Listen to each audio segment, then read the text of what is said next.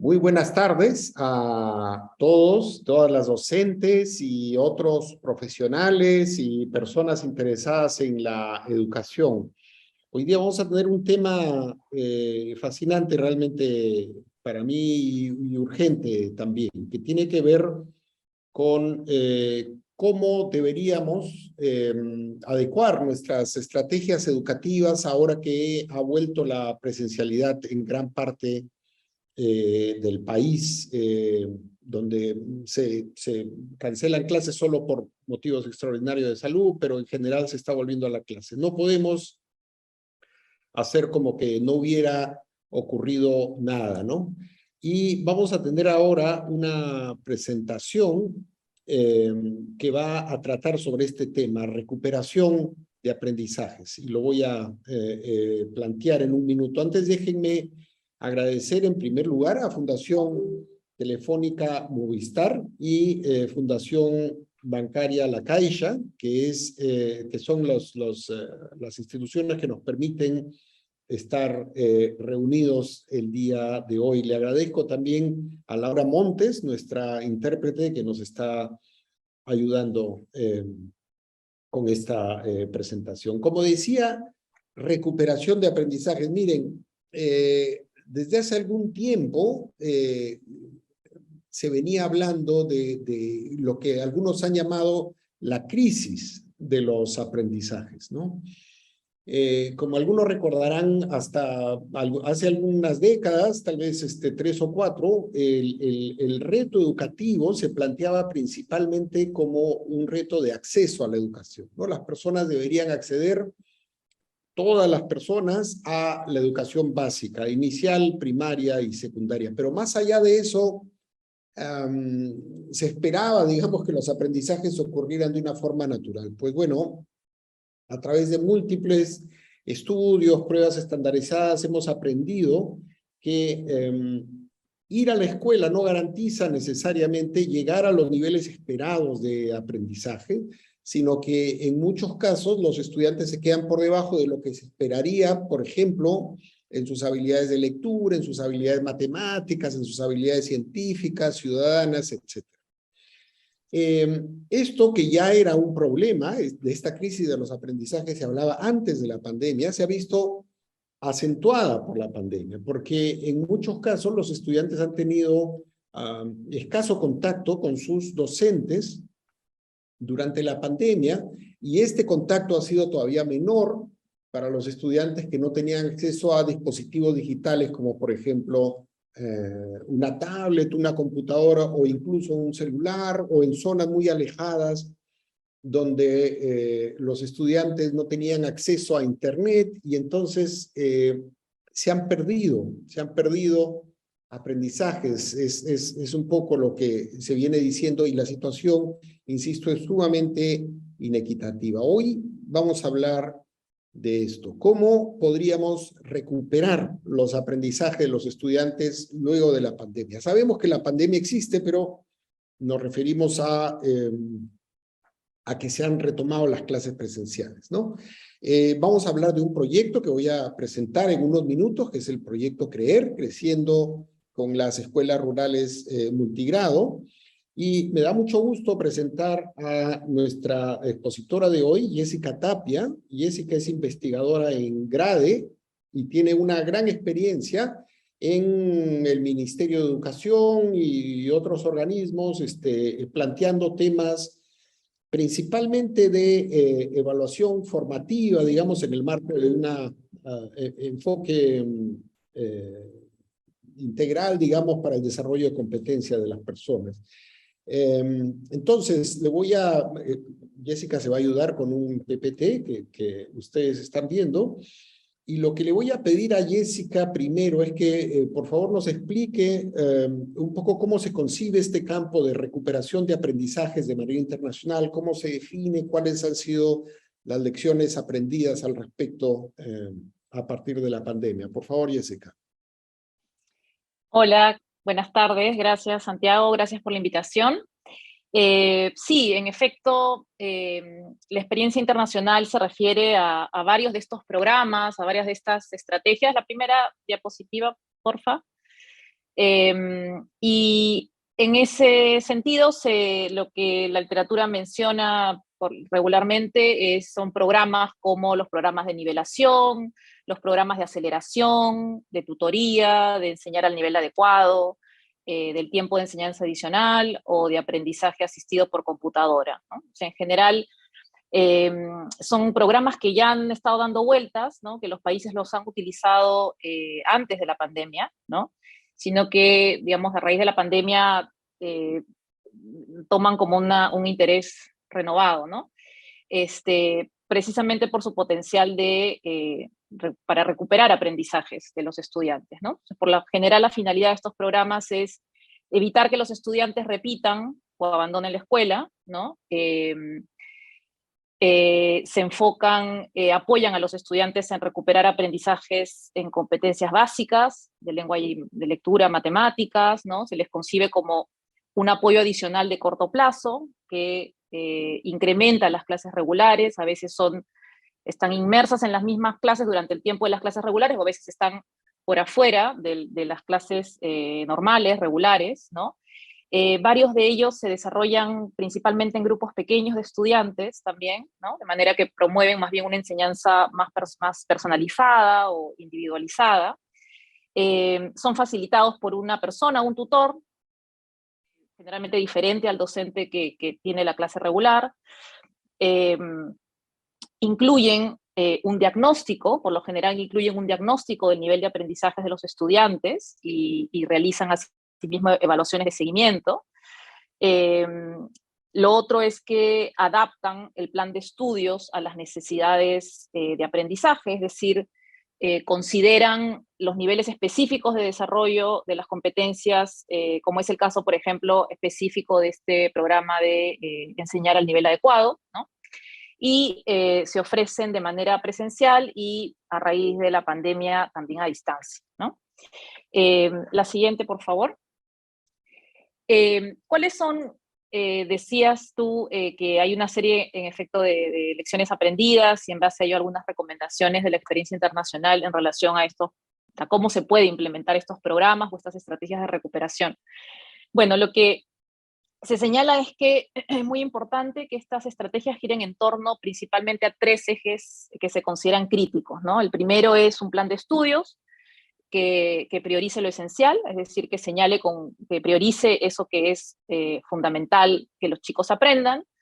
Se subraya en ese sentido la importancia de seguir priorizando esas competencias fundamentales en el corto y en el largo plazo, ¿no? De hecho, la pandemia lo que hizo es que muchos países revisen sus currículos, revisen sus programas de estudio y hagan revisiones y justamente prioricen aprendizajes, ¿no? Entonces se considera que esta es la línea a seguir, ¿no? En el corto y largo plazo. La segunda recomendación, bueno, el segundo eje crítico, perdón, tiene que ver con la pedagogía, ¿no? ¿Cómo hacemos que estos aprendizajes priorizados puedan llevarse a cabo? Aquí lo que se dice es que la formación en general de los maestros, de los que llevan a cabo estas estrategias, tiene que estar orientada principalmente a adecuar la enseñanza al nivel de los estudiantes, ¿no? Entonces, se trata de que se pueda promover el fortalecimiento de capacidades en los docentes de cómo identificar estos diferentes niveles y cómo trabajar una enseñanza acorde a esos niveles, ¿no? Y en tercer lugar, el tercer eje crítico son las evaluaciones, ¿no? Lo que se señala es que se deben, obviamente, seguir revisando las evaluaciones de aprendizaje, porque los datos son necesarios para diagnosticar la magnitud de la pérdida de aprendizajes y tomar mejores decisiones, ¿no? Sobre esto se señala que, claro, en la pandemia las evaluaciones estandarizadas se suspendieron, en el 2021 se retomaron, pero muchos de sus resultados recién están saliendo. Al mismo tiempo, las evaluaciones de aula que realizan los docentes también se vieron interrumpidas, y aquí se destaca especialmente estas iniciativas como propuestas desde el nivel central por varios ministerios de ofrecer a las escuelas materiales, recursos para que se evalúe y diagnostique, ¿no? De manera más formativa.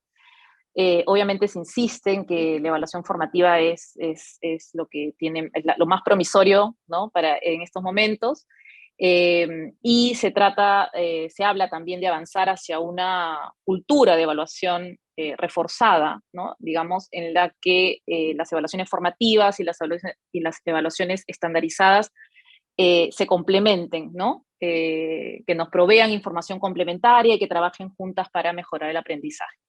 Junto con ello, la siguiente, por favor, otras recomendaciones que se hacen sobre cómo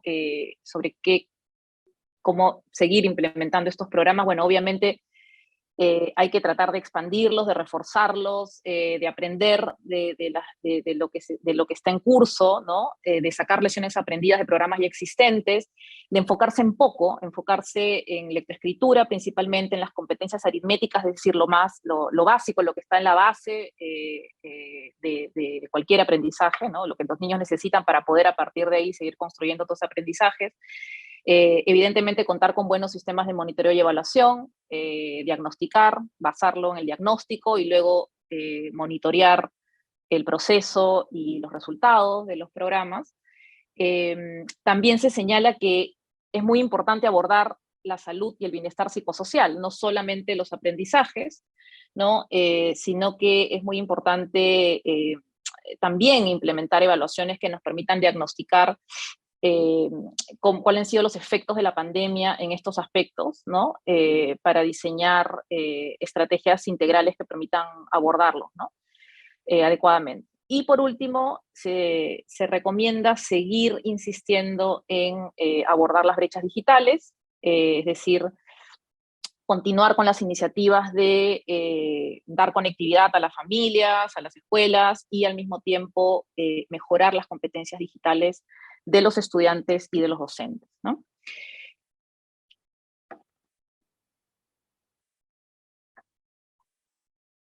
Perdón, antes de empezar a la experiencia de creer, Jessica, me gustaría hacerte una pregunta. Has hablado de enseñar al nivel adecuado para los estudiantes, que es un movimiento muy fuerte internacionalmente, pero que tal vez no se ha difundido mucho en el Perú, que tiene que ver con la noción de diversidad que uno encuentra en los salones de clase, sobre todo en las aulas multigrado, pero que no implica necesariamente que el docente vaya trabajando con uno y luego con otro y luego con otro, no ese aprendizaje individualizado. No sé si nos puedes explicar un poquito más de enseñar al nivel adecuado para los estudiantes de esta tendencia pedagógica. Sí, en efecto, se trata de adecuar la enseñanza a la diversidad, digamos, de niveles de desarrollo de las competencias de los chicos. Lo que sucede es que, por lo general, en un aula, no es que haya, digamos, hay 20 chicos y hay 20 niveles distintos, ¿no? Generalmente los docentes pueden identificar, ¿no? algunas tendencias, ¿no? Tienen una mirada del grupo y también tienen, por supuesto, la mirada individual, pero pueden identificar algunas tendencias de niveles, ¿no? Justamente es lo que ahora que hablemos del proyecto CREER, vamos a ver cómo nosotros mismos hemos partido de una identificación como gruesa, que muchas veces el diagnóstico con una prueba estandarizada puede otorgar, y a partir de esa identificación de algunos niveles como gruesos, repito, en las que están los chicos, uno puede ir siguiendo algunas variaciones, ¿no? de las trayectorias que uno le ofrece a los chicos recorrer, ¿no? Esto es algo que, por supuesto, entraña una complejidad importante para los docentes, ¿no? Pero que se va ganando experiencia, ¿no? Lo que observamos es que van ganando experiencia y justamente destruyendo un poco ese mito de que tienen que hacer del miedo, ¿no? A abordar este enfoque, ¿no? Porque piensan que tienen que hacer clases distintas para los 20 estudiantes, digamos, y no se trata de eso, ¿no? Es usar con flexibilidad y tener claridad sobre algunas tendencias en los niveles que hay entre los chicos y dar opciones siempre, ¿no? Dar opciones para que los chicos puedan mostrar sus desempeños de la mejor manera, ¿no? Estupendo. Es un modelo entonces que lo que pretende es acabar un poco con la rigidez que a veces se ha notado tradicionalmente, históricamente en los salones de clase para tener una mayor flexibilidad que permita incorporar, incluir a los estudiantes. Y vamos a hablar de eso, como bien dices, Este es un proyecto, CREER, yo diré un par de palabras y luego volveremos con Jessica. Es un proyecto que venimos trabajando y si se quedan hasta el final, el premio es que va a estar ahí la página web y toda la información de los recursos que pueden sacar. Este proyecto empezó el 2018 con una serie de estudios sobre las características de las escuelas rurales multigrado, que como todos sabemos, son escuelas que a menudo se encuentran a la cola del rendimiento en pruebas estandarizadas con niveles de la mayoría de la población, en algunos casos toda la población estudiantil de determinadas escuelas por debajo del nivel satisfactorio dado el currículo, dado el grado de los chicos, ¿no? Entonces, si ya el rendimiento era bajo pre-pandemia, digamos, durante la pandemia, por las dificultades de conectividad o de equipos que mencionaba antes, esta situación se ha agravado. Entonces, a partir de los estudios, Jessica y el equipo han empezado un trabajo pedagógico muy interesante para identificar y apoyar, ¿no es cierto?, recuperar en ese sentido a los estudiantes con más bajo rendimiento. Entonces, como decía, después van a ver una página web donde pueden encontrar mucho material, pero por ahora le pido por favor a Jessica que nos ayude con la descripción del plan de recuperación de CREER, creciendo con las escuelas rurales multigrado. Sí. Aquí tienen como las características más generales del programa de recuperación que estamos implementando en Cajamarca.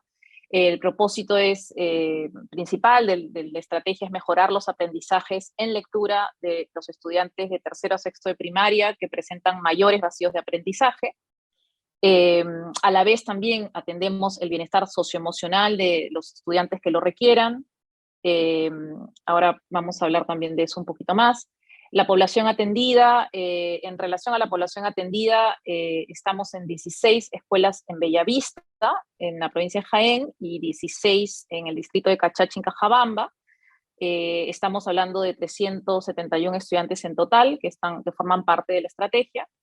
La estrategia tiene que ver con principalmente visitas presenciales a las escuelas a cargo de acompañantes pedagógicas que han sido formadas para tal fin. Esta estrategia se inició en junio y va a culminar en diciembre de este año. Y la estrategia involucra, por un lado, decía, un diagnóstico inicial, ¿no? Luego la intervención propiamente dicha y acciones de monitoreo y evaluación. Así que, bueno, a partir de ahora me gustaría como ir punto por punto para que se entienda mejor. En relación al diagnóstico, la etapa diagnóstica la hicimos en abril-mayo de este año y consistió en la aplicación de una batería de instrumentos y pruebas a todos los estudiantes de las escuelas primarias y también algunos cuestionarios a los estudiantes y a los directores de escuelas. El diagnóstico se ocupó de algunos, como decía, de algunos aspectos, por un lado, socioemocionales y de los avances de los aprendizajes de lectura y de matemática. Toda esta información recogida fue procesada y permitió generar informes para cada escuela que fueron oportunamente compartidos, presentados, discutidos con los actores correspondientes antes de empezar con la estrategia. En relación al diagnóstico del estado socioemocional, que es lo que tienen ahorita en pantalla, entre sus hallazgos principales, ¿no? Les recuerdo que aquí lo que se usó fueron un cuestionario dirigido al estudiante y una entrevista con el director para recoger sus percepciones. Entre los hallazgos principales, digamos, lo primero importante a señalar es que los estudiantes se sienten muy contentos de volver a la escuela en general, en Jaén y en Cajabamba, lo que contrasta un poco con lo señalado por los directivos, quienes tienen una percepción no tan positiva, tal vez, sobre cómo han encontrado emocionalmente a sus estudiantes. En general, los directores señalan problemas de aislamiento, dificultades en la interacción de los chicos, ausencia, también señalan mucho la ausencia de padre, de madre, apoderado, ya sea por muerte, por trabajo, abandono. Y en general estos problemas se perciben tal vez de manera un poco más dramática en Jaén que en Cajabamba, pero en general los porcentajes son altos. Y estos resultados, entonces, lo que hemos hecho con estos resultados nos han permitido realizar un seguimiento a casos problemáticos que se han identificado, y lo que hemos hecho es articular con los actores que corresponda, valiéndonos de los protocolos oficiales, ¿no? Además, se ofrece para ello, ¿no? Para esta identificación y todo el seguimiento, hemos también ofrecido capacitación a las acompañantes sobre estrategias básicas de atención socioemocional. La siguiente, por favor. En relación con el diagnóstico de los aprendizajes, se utilizaron pruebas de rendimiento en comunicación y matemática. En comunicación se evaluó la competencia de lectura y en matemática las 4 competencias, pero con diferente énfasis dependiendo del grado. Y algo importante aquí a tener en cuenta es que la mayor cantidad de los ítems de las pruebas que se incluyeron correspondían a grados y ciclos anteriores. Es decir, diseñamos pruebas, como ya sabíamos de estas enormes brechas que íbamos a encontrar. La exigencia de las pruebas estuvo por debajo de lo que se espera en general en los ciclos de la primaria, ¿no? La siguiente, por favor. Y entonces los resultados, el análisis de los resultados lo hicimos considerando 2 niveles de desempeño generales, ¿no? En primer nivel se encuentran los estudiantes que solo pudieron resolver algunas preguntas muy, muy elementales y diría aisladas, ¿no? Que dan cuenta de aprendizajes correspondientes a grados anteriores. Consideramos, por lo tanto, que estos estudiantes requerían apoyo prioritario, sostenido, además, para recuperar los aprendizajes que aún no habían logrado, y como vamos a verlo más adelante, estos serían los atendidos por el proyecto. En el nivel 2, encontramos a los estudiantes que podían resolver preguntas que también dan cuenta de aprendizajes de grados anteriores, ¿no?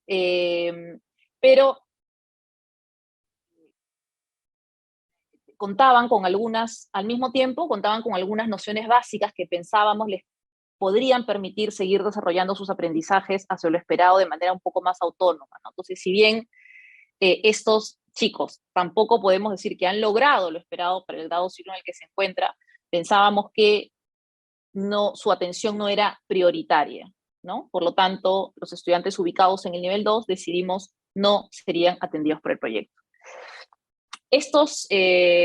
Solamente decir que estos niveles, aquí descritos de manera general, por supuesto tienen una descripción específica en relación a la competencia de lectura en cada grado, ¿no?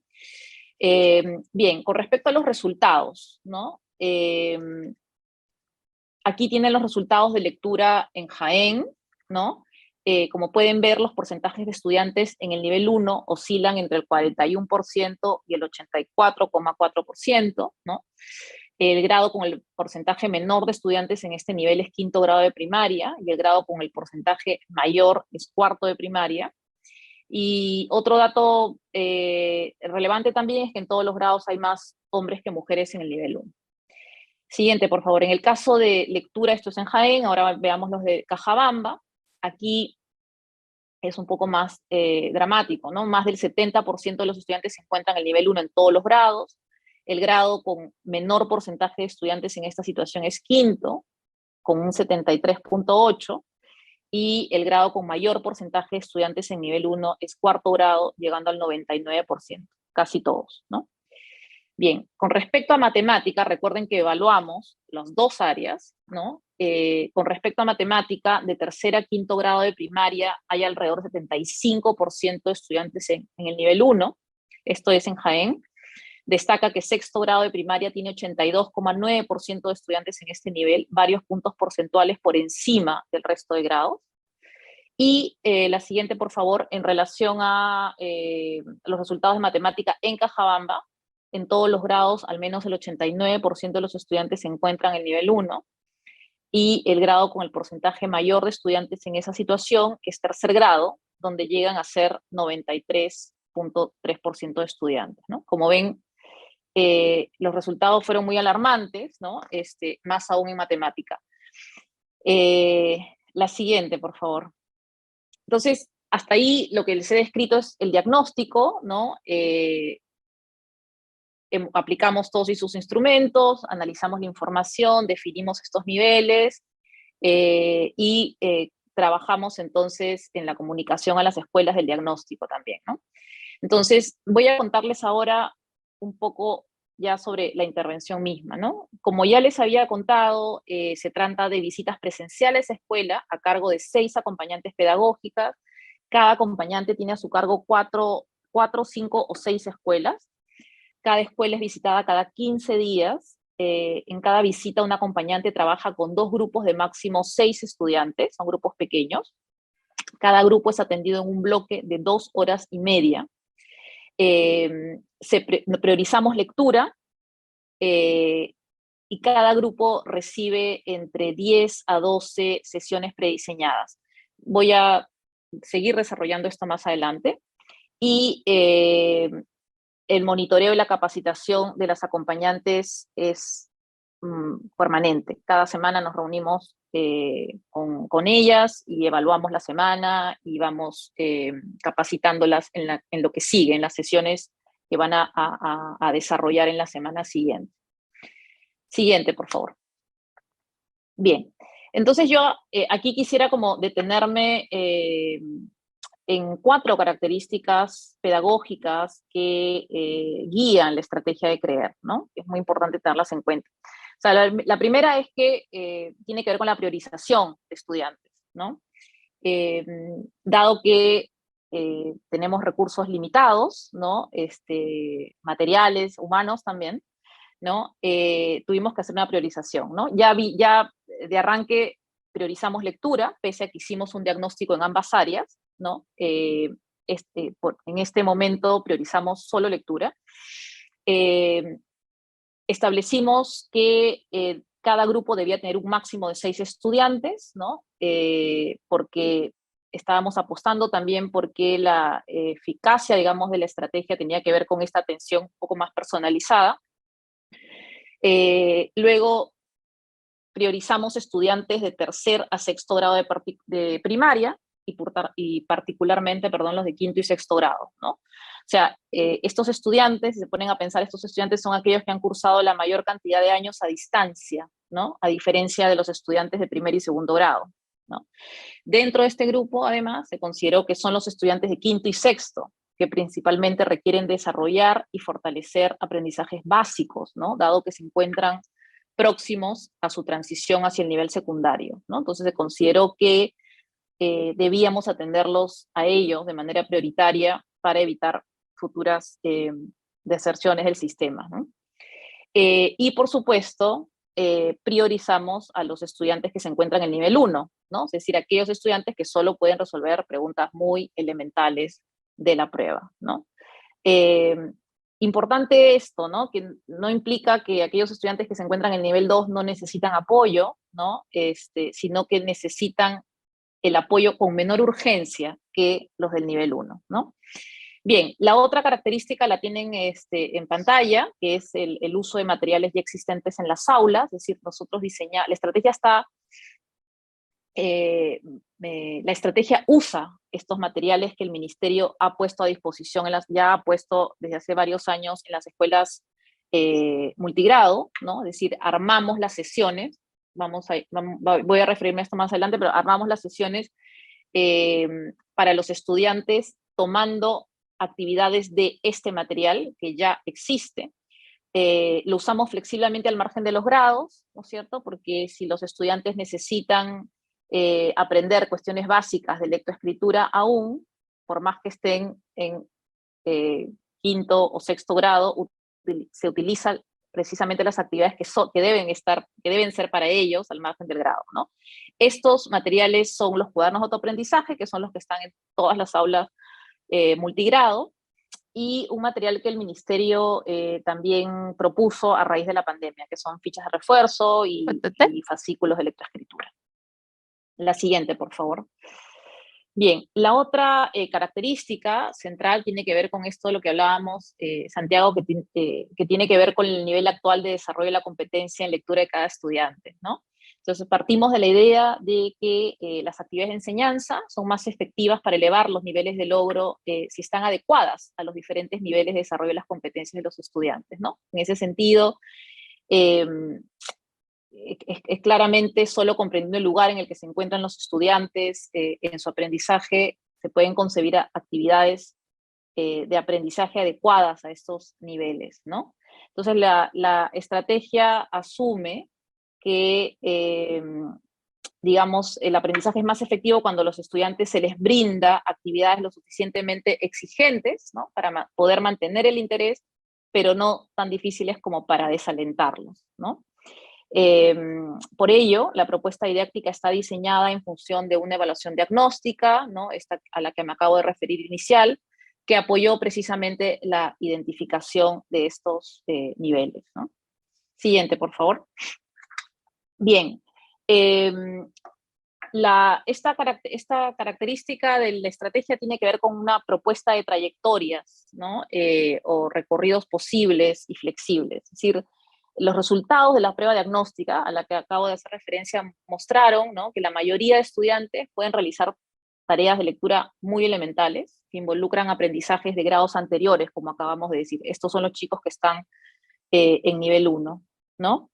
Sin embargo, estos estudiantes priorizados de nivel 1 no son un grupo homogéneo tampoco, ¿no? Poseen a su vez diferentes niveles de desarrollo de la comprensión lectora, ¿no? En algunos casos, estudiantes de sexto grado, que son los casos más difíciles que tenemos, ¿no? Estudiantes de sexto grado de ciclo 5 no han asegurado ni siquiera las habilidades básicas de lectoescritura, es decir, no han logrado ni siquiera la expectativa del ciclo 3, ¿no?, de la primaria. O sea, en la práctica, esto lo que implica es que lo que primero que tenemos que hacer es consolidar aprendizajes del tercer ciclo e ir avanzando, ¿no?, hacia los del cuarto y quinto ciclo, considerando también que los estudiantes van desarrollando a diferentes ritmos, ¿no?, la competencia. Entonces, por lo tanto, mover a los estudiantes hacia la expectativa deseada, ¿no?, será más complejo en el caso de los estudiantes del ciclo 5, estos justamente de quinto y sexto, por la amplitud de la brecha existente, ¿no?, entre lo que deberían poder realizar y lo que pueden realizar, ¿no? En este caso hay como más urgencia, ¿no?, de hacerlo, es más profunda la brecha. Entonces, digamos que todo esto nos llevó a pensar que requeríamos mayor precisión y claridad en los objetivos de aprendizaje hacia los que vamos a llevar a los estudiantes, ¿no?, considerando además el corto tiempo, ¿no? Entonces es así como definimos dos trayectorias en sesiones prediseñadas. Una trayectoria es básicamente un conjunto de actividades secuenciadas de menor a mayor complejidad, ¿no? Voy a ampliar en las siguientes diapositivas esta idea. Entonces, definimos dos trayectorias, ¿no?, que son estas secuencias, conjunto de actividades secuenciadas de menor a mayor complejidad. Definimos dos trayectorias básicas, ¿no? La primera trayectoria la definimos de esta manera: es el recorrido desde el inicio de adquisición del código alfabético hasta la lectura comprensiva de textos de estructura simple, en los que predominan palabras conocidas o ilustraciones que apoyan las ideas centrales. Se trabaja la obtención de información, la interpretación y la opinión, principalmente sobre contenido e ideas de los textos. En la trayectoria 1 se trabajan los aprendizajes implicados principalmente en los estándares de niveles 2 y 3 y se proyecta hacia el nivel 4. Y en la trayectoria 2 la definimos como el recorrido que van a realizar los estudiantes desde la lectura de oraciones y textos de estructura simple hasta la lectura de textos diversos con algunos elementos complejos y vocabulario variado. Se trabaja la obtención de información, la interpretación y la reflexión en torno a aspectos de forma y contenido de los textos. En la trayectoria 2, entonces, se trabajan los aprendizajes implicados principalmente en los estándares de niveles 3 y 4 y se proyecta hacia el nivel 5, ¿no? Algunas ideas importantes de este punto es que las trayectorias, como ven, asumen que los estudiantes priorizados se encuentran también en diferentes puntos de partida respecto a su competencia en lectura, y en ese sentido, de manera gruesa, ¿no? Es posible identificar al menos 2 niveles de dominio que es necesario atender de manera específica, ¿no? Y que están traducidos en estas trayectorias. Entonces, lo que pensamos es que esta definición de trayectorias ayuda a comunicar, a expresar, digamos, con mucha claridad y sencillez también, que es muy importante, de dónde a dónde es necesario llevar a los estudiantes, de qué punto a qué punto, ¿no? Cada trayectoria se desarrolla en 10 a 12 sesiones que han sido prediseñadas. Este también es un punto importante a señalar, ¿no? Son sesiones que no diseñan las acompañantes, son sesiones que diseñamos con ayuda de expertas en lectoescritura, que por supuesto las acompañantes las implementan con flexibilidad, ¿no? Y estas sesiones son presentadas y discutidas con las acompañantes previamente a que ellas las implementen en las clases, en las aulas, ¿no? Eh, y diría también que diseñar previamente estas trayectorias y sesiones, ¿no? Nos ha ayudado a ser mucho más concreto, ¿no? Esta idea de comprimir lo esencial, ¿no? Que es justamente uno de los puntos de hacer como visible, concreto eso que estamos priorizando y llamando el esencial del plan de estudios, ¿no? Y aquí en este gráfico, nada, solamente muestra cómo la definición de trayectorias toma como referentes los estándares del currículo, ¿no? Y de qué punto a qué punto van, ¿no? La trayectoria 1, desde el 2-3, desde el ciclo 2-3 hacia arriba, la trayectoria 2 los agarra a los chicos un poco más arriba, en la trayectoria 1 están los chicos que, en términos muy sencillos, probablemente no sepan escribir ni su nombre, ¿no? Y en trayectoria 2 son chicos que pueden leer palabras, oraciones, ¿no? Y entonces están un paso más arriba. Entonces, nada, decir aquí que los estándares nacionales también ayudan mucho a este fin nos han ayudado mucho a este fin de definir trayectorias, porque los estándares nos permiten ver claramente la progresión y la continuidad de los aprendizajes, ¿no? Al margen de los grados, los chicos siempre están en un punto del desarrollo de la competencia y bueno, creo que el currículum comunica muy bien eso, ¿no? Y los estándares específicamente. Bueno, y luego del diagnóstico, les describí un poco el diagnóstico, luego describí la estrategia, ahora cuento un poco sobre las acciones de monitoreo y evaluación. Estas buscan recoger información para hacer seguimiento a las acciones programadas de la estrategia de recuperación y guiar las decisiones de mejora y ajuste en su gestión, así como evaluar los resultados. Implican evaluaciones de entrada, o sea, principalmente este diagnóstico del que les he hablado, implican una evaluación de proceso, una evaluación de resultados final, ¿no? Así como también se recoge información cualitativa externa, que implica visitas a las escuelas para observar las sesiones, para recoger información de los principales actores involucrados también, así como un monitoreo constante de las sesiones, ¿no? A través de unas fichas que las acompañantes deben llenar y que recogen información sobre el desarrollo de la sesión, sobre el nivel de involucramiento de los chicos, sobre las dificultades que se presentaron en general en la implementación de la sesión. Bien, y por último, hablemos un poco de las lecciones aprendidas de la estrategia de recuperación del proyecto. Creo que lo más destacado, digamos, es que los estudiantes asisten muy contentos a sus clases de recuperación, participan mucho, en general hay un entusiasmo y un compromiso muy importante por parte de los estudiantes, de los acompañantes y también de los docentes en general, de los estudiantes priorizados. Los docentes están satisfechos, ¿no? La mayoría se encuentra satisfecho con la estrategia, más aún cuando empiezan a observar ellos mismos cambios positivos en sus estudiantes, ¿no? En general, los docentes quisieran que más estudiantes asistan, ¿no? De sus estudiantes a la estrategia y que las frecuencias de las visitas aumenten, ¿no? Así que bueno, esto es algo que nos satisface mucho, ¿no? Diría que un primer desafío es lograr una mayor articulación con las actividades escolares regulares, ¿no? En general, como estas estrategias ocurren fuera de la clase regular, ¿no? De lo que se trata, o sea, el objetivo siempre debería ser que entre la clase regular y la clase de recuperación o de nivelación, como quieran llamarlo, haya una relación, de manera que el aprendizaje se potencie, ¿no? Esto no es tan fácil de lograr por X motivos, pero eso es a lo que se debe apuntar, ¿no? La idea está de que haya un correlato entre las clases regulares y lo que sucede en la estrategia, que haya una relación más colaborativa con los docentes, lo que los docentes no vean esto como algo que es ajeno a lo que ellos están haciendo, ¿no? Sino que es algo eh, que tiene que ver y que en ese sentido sería como lo más beneficioso que puedan trabajar en conjunto con la persona que lleva a cabo la estrategia de recuperación, ¿no? Eh, entonces, en nuestro caso, bueno, esto se va logrando lentamente, ¿no?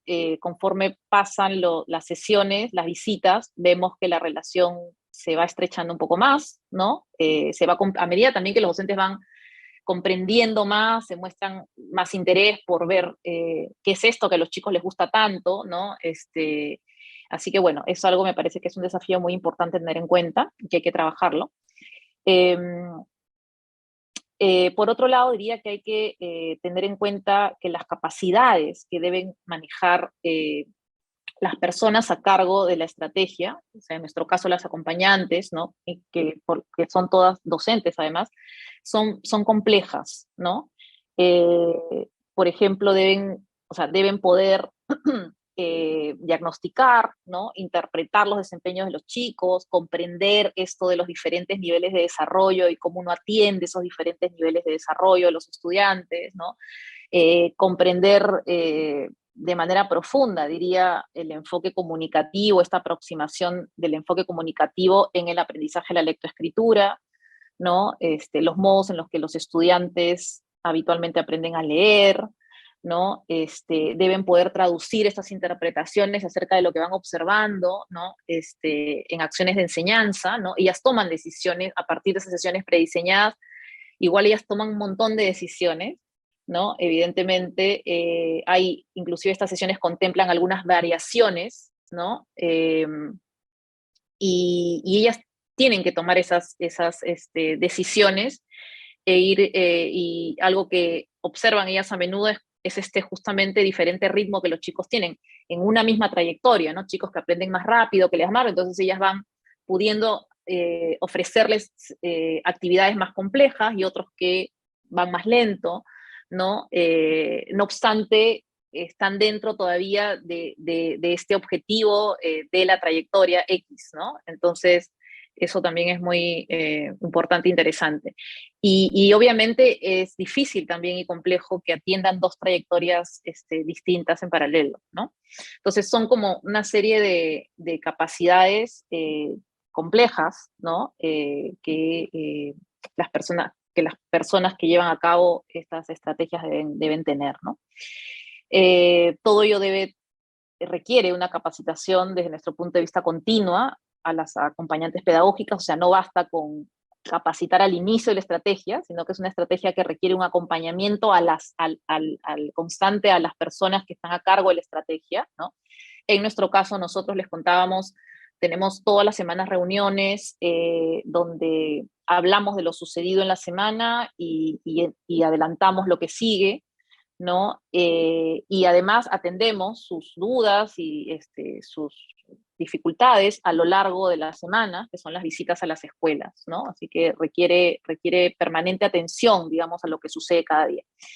En el caso específico, ¿no? de las escuelas que visitamos, que son escuelas rurales, se suma un desafío más, que son las dificultades en el acceso a las escuelas y las constantes interrupciones en el calendario escolar, ¿no? Son escuelas no solamente lejanas, sino que que son de difícil acceso, no necesariamente, digamos, a veces no es el tema de la lejanía, sino es el acceso a las escuelas, el tema de la movilidad, etcétera. Y bueno, y estas constantes interrupciones que hacen del calendario escolar, que hacen que retrasemos, ¿no? Se acorten las semanas, ¿no? Y tengamos que al mismo tiempo recuperar en una semana más de una sesión probablemente, ¿no? Bien, creo que hasta acá me quedo, Santiago.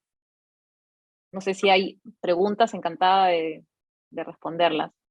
Sí, muy bien, muchísimas gracias, Jessica. Creo que ha estado bastante claro, aunque igual voy a hacer algunas preguntas, pero quería compartir con los colegas que ahí está la página web. Este es un proyecto que hacemos desde GRADE, gracias al apoyo de la Fundación Old Dart.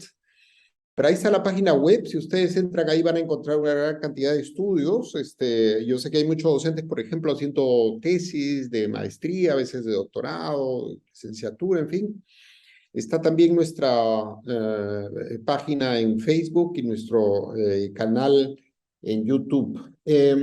Quería hacer un comentario para empezar. Hemos puesto a Jaén y Cajabamba y ustedes han visto los bajos niveles de aprendizaje, pero esto quisiera decir y recalcar que no es algo especial, ¿no es cierto? Esto, por lo que vemos, está ocurriendo en muchas escuelas rurales, multigrado, y más bien nosotros tenemos muchísimo agradecimiento con la Dirección Regional de Educación de Cajamarca y con las UGELes de Jaén y Cajabamba, con lo que estamos trabajando del brazo para esto, y todo el trabajo, como ha estado sugiriendo Jessica, se hace con los directores, directoras, con los docentes. Por ejemplo, una vez que teníamos los resultados de las evaluaciones, confirmábamos con ellos que eran los estudiantes con los que había que trabajar. Y quisiera resaltar esto que dice Jessica, que el programa ha sido muy bien recibido por los estudiantes, sus familias y los docentes, porque si un programa tiene el rechazo, por supuesto, de la comunidad, es muy difícil que tenga éxito, ¿no? Una pregunta para precisar, Jessica, ¿en qué horario son estas sesiones de recuperación y por qué eligieron ese horario? Eh, es durante las clases, ¿no? Cada acompañante, durante las clases regulares, ¿no? No es luego las clases, es mientras los chicos asisten a la escuela.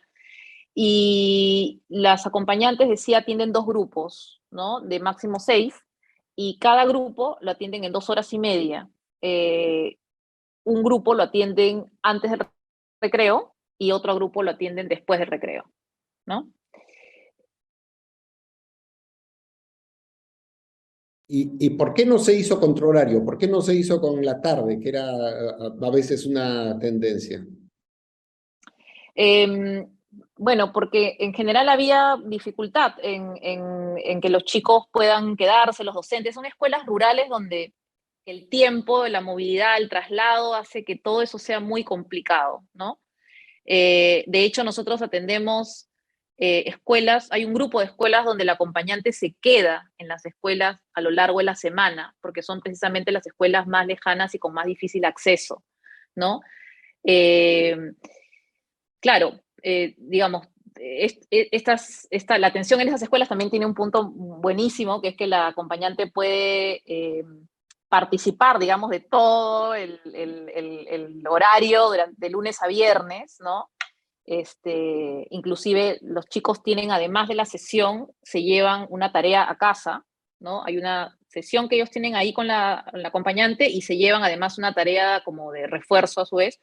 Y en este caso, por ejemplo, los chicos siempre la hacen, ¿no? Con la acompañante, o sea, hay como una serie en algunos casos ha habido problemas con la resolución de estas tareas individuales porque son chicos que primero que a veces no tienen este hábito, ¿no? De llevarse cosas a la casa, de hacerlo, no hay nadie por lo general en la casa que les pueda apoyar o acompañar durante los 40 minutos que deben hacer la tarea. Pero en el caso de ella sí, ella puede además monitorear eso, ¿no? Establecer una relación también más estrecha con los docentes, porque convive prácticamente con los docentes, y ella se traslada con los docentes a la ida y se regresa con los mismos docentes, ¿no? Así que bueno, sí, en este caso es la dificultad en general que hay con la escuela rural de la distancia y el traslado y la movilidad, ¿no? Perfecto, sí, muy complicado para los estudiantes quedarse en la tarde porque a veces son varias horas que caminan hasta su casa. De acuerdo, totalmente. Una crítica supongo que se podría hacer esto, y tú hablaste un poco del asunto, es